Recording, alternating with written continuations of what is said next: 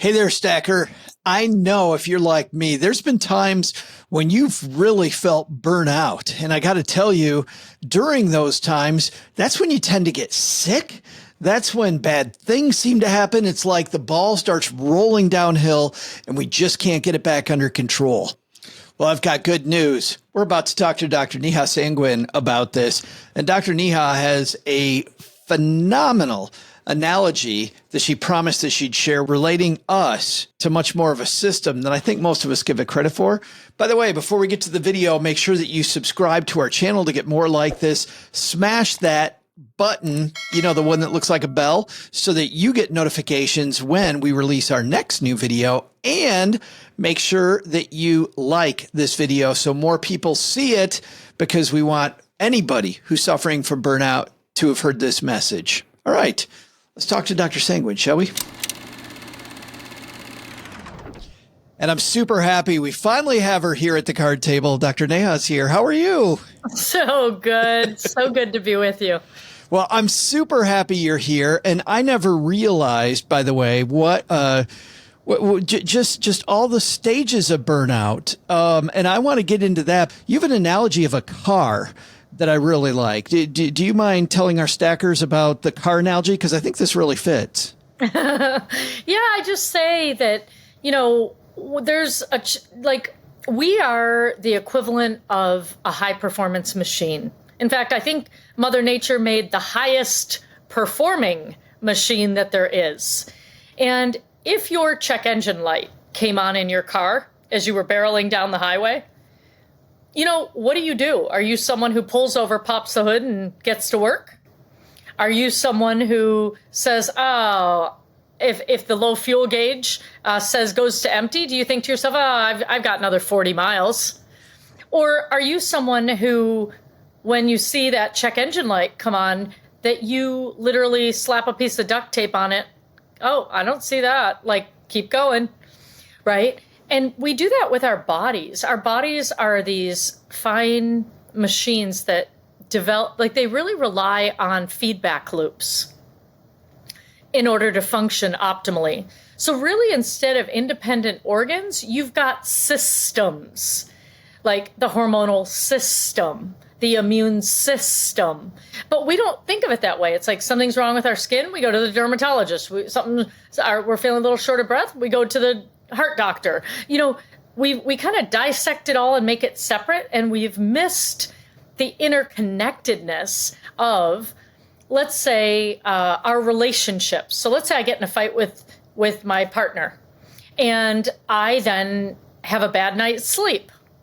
Well, maybe that goes on for 1 or 2 nights, and then suddenly I'm feeling under the weather and I catch a cold, but it's not like me to catch a cold. All of a sudden, so getting into having difficulty communicating, let's say in our social world, then might lead us to not sleeping at night. Well, there's lots of things that go on in your body when you sleep. Most people think, oh, I'm going to shave off some time from sleeping so I can get more of my external to-do list done. But what they don't know is there's an internal to-do list going on when you sleep. And one of those things is repairing your immune system so it can fight infection. That's why 2 days later, when you got in that fight, didn't sleep for 2 nights, and suddenly picked up the cold that was going around the office, it's all connected together. And I'm not sure that we actually look at things as connected systems. And so the car analogy also, I say that you have an inner GPS. And how crazy would it ever be to have a GPS that you're helping, guide you in the world, and ever not pay attention to the "you are here now" blue button, or the dot on there? Well, that's with the equivalent of people who don't listen to their emotions. So there's people who say, oh, I don't have time for that. Like, you've got to be kidding me. That's ridiculous. Or a lot of people who are raised, that's not a very manly thing to do. Don't show your emotions, right? Or it depends on what was said in the environment that you grew up in. But just think of emotions as the blue dot on that GPS. Is it important for you to know how you're relating to the experience of your life in this moment. That's all it is. It's nothing like, would you even be able to navigate to where you want to go if you didn't know where you are? You give us three stages of burnout, these signs that our bodies are giving us. And I'd love it if you wouldn't mind walking us through. Yeah. So let me give you the triad of burnout. So burnout Sure, yeah. itself, let's demystify burnout. The way it's defined is three things. So exhaustion. So physical and often mental, emotional exhaustion. The second pillar of that is cynicism creeps in.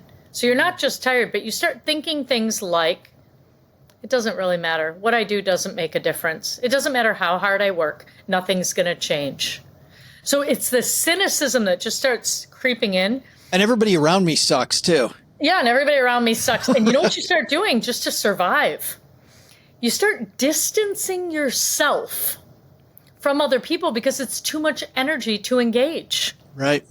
So you're not doing it because you don't like them or you're mad at them, or it's really just, it's literally survival. And then the third piece is ineffectiveness. These three phases, what happens is phase one is the alarm phase. And that's almost the experience of you jumping on a treadmill that's going too fast, slightly too fast. You know how it just puts that, it's a little bit of a shock, and then you catch your bearings, your heart might start racing, you might break out in a little bit of a sweat, blood pressure up, all of it. Now, that can happen at any transition in our life, anytime we're taking on the next step, or making a big change, whatever it is. But your body, your physiology, your biology, it can adjust to that. Now, most people, though, once that happens, they continue on that treadmill, and it keeps turning up the volume, up the speed, 0.1, 0.1, 0.1, and it just keeps escalating. Now, if you stay on that alarm phase and you stay on that faster pace, you move into the second phase, which is called adaptation, which is you are now trying to get your physiology to adapt to something that was startling to it. And now you've made it your way of life.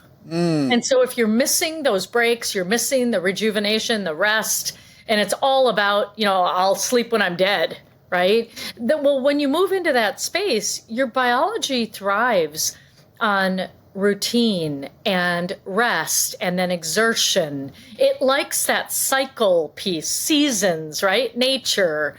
Your body thrives that way. But what does society tell us is success? Pedal to the metal, crank it out, get over the finish line, and so we're at conflicting odds here with whether or not we belong to these ways that society has taught us that faster is better and we have to do more with less, and you make profit over people and you do all these things, and so then we treat each other like machines that actually are not humans.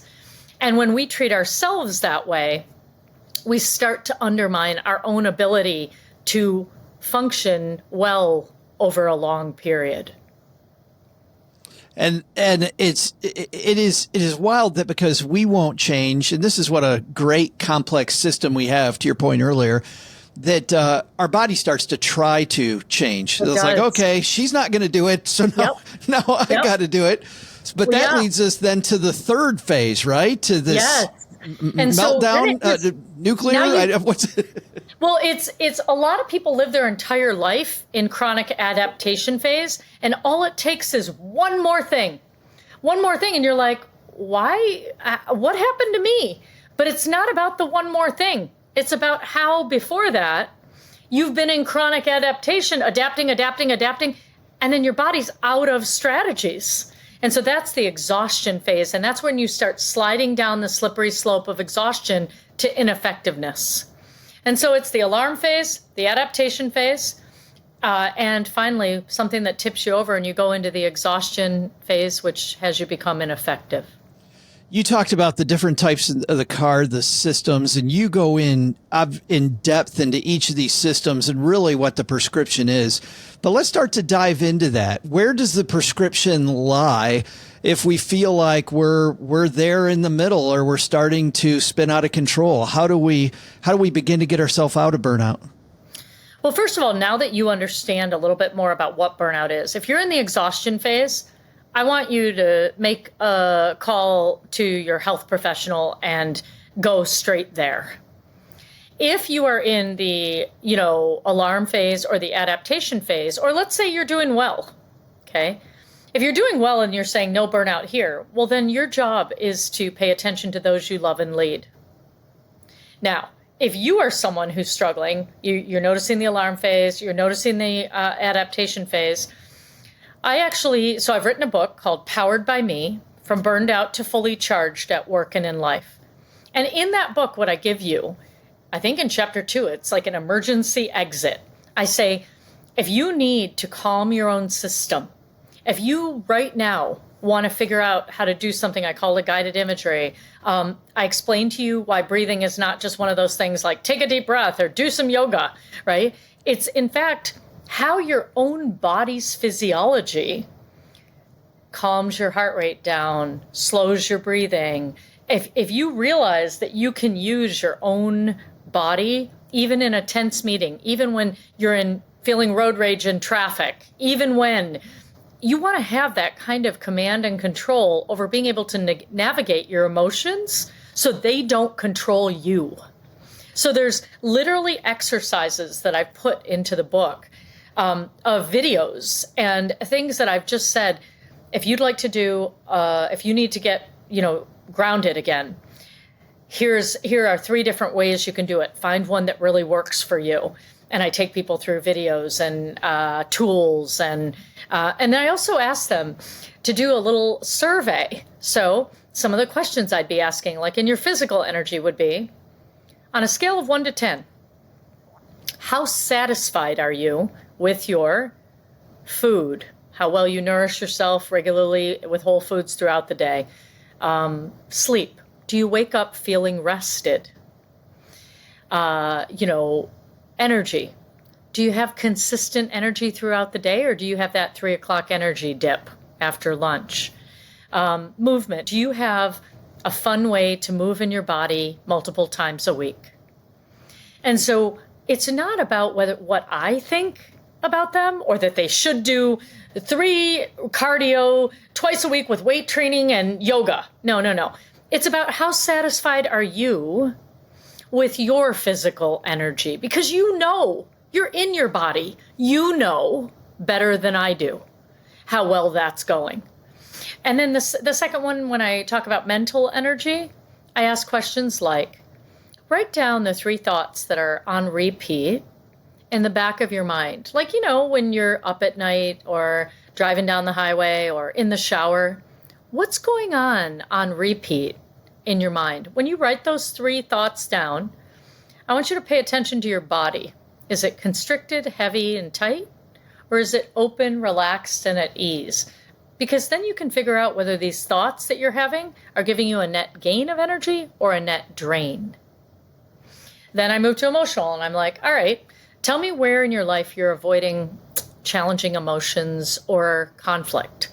And tell me which area of your life, personal, professional, social, financial, other. Tell me where it's showing up that you're avoiding something, and where do you find great joy? Right? Where do you find joy and play? And then socially, what I ask people is write down the top 5 people or groups of people that you spend the most time with. And when you're leaving that group or person, do you have a net gain of energy? Do you feel inspired, open, relaxed? Do you feel constricted, tight, and heavy? And then you look at those 5, and you can then tell me whether you have a net gain or a net drain of social energy. And then lastly is spiritual energy. And what I mean by that is what matters to you. So what are your highest values? What's most important in your life? Do you know what that is? Because that's how you make effective decisions. If you know that health, family, and money matter to you, it's really important for you to know in what order they matter. So if health is number 1, family is number 2, and money is number 3, let's just say, okay? If I have to make a decision about getting a procedure that will help my health, and if I'm willing to pay out of pocket for it, instantly I would say, yep, willing to pay. Because health is number one, family is number two, and money is number three. Would I do it for my kid? Would I do it for my dad? You bet. Because health and family are above money for me. Yeah. But for some people, it may be a different order, and that's okay too. It's about knowing what matters most to you, what you value, and in what order, so that you can make really clear, effective decisions that align with who you are. Well, thank you so much for sharing your expertise here for a few minutes, and let's create people that are a little less burned out and a little more fulfilled. That's fantastic. Thank you so much. You're so welcome. Well, big thanks to Dr. Sangwan for joining us. I hope that this really helps you. I'd love to chat even more about what I think is an important topic. That when we talk about money, we don't think about the fact that we've got one money-making engine, us, that really all our other systems, right? Every system we have depends on that one. I'm Joe Saul-Sehy. Please subscribe to our channel if you haven't already. Make sure that you like this video so more people see it. Smash that bell button, and that'll make sure that you're notified when we make another video like this one. And finally, let's chat in the comment section about burnout. Do you suffer from burnout? How do you approach burnout? Think of yourself a lot like a car? Got to tell you, great analogy. All right, that's it for this video. We'll see you next time back here. Go stack some Benjamins.